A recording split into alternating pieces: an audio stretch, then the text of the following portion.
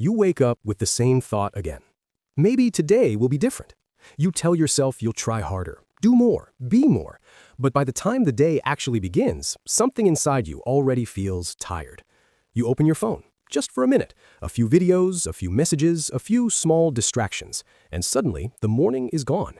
You tell yourself it's fine, you'll start later. You always say that. Later, tomorrow, next week. Because somewhere inside you, a quiet voice whispers something dangerous. Maybe this is just who I am. Maybe this is my limit. So you repeat the same routine. Wake up, plan to change, drift back into comfort, and go to sleep with that quiet regret sitting in your chest. Not loud, not dramatic, just a small feeling that you were meant for more, but something is holding you back. And the strange part is, you can't even see what it is. But here's the truth. Your limits were not always yours. There's a story about a young elephant. When it was small, the trainers tied its leg to a thick rope connected to a heavy stake in the ground. The baby elephant tried to escape. It pulled, it fought, it struggled with everything it had, but it was too small, too weak. The rope never moved.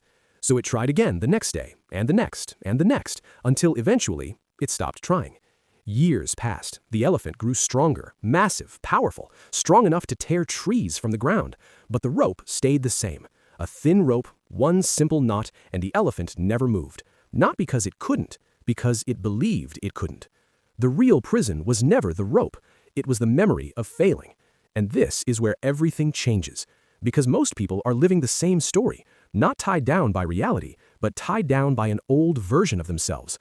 A moment when they tried and failed. A time when someone told them they weren't good enough.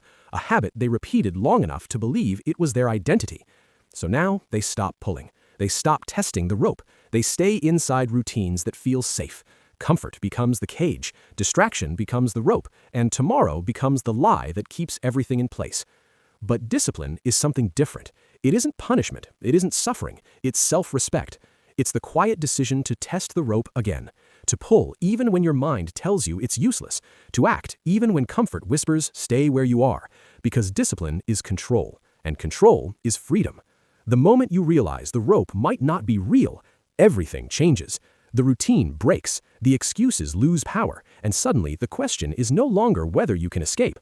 The question becomes something far more uncomfortable.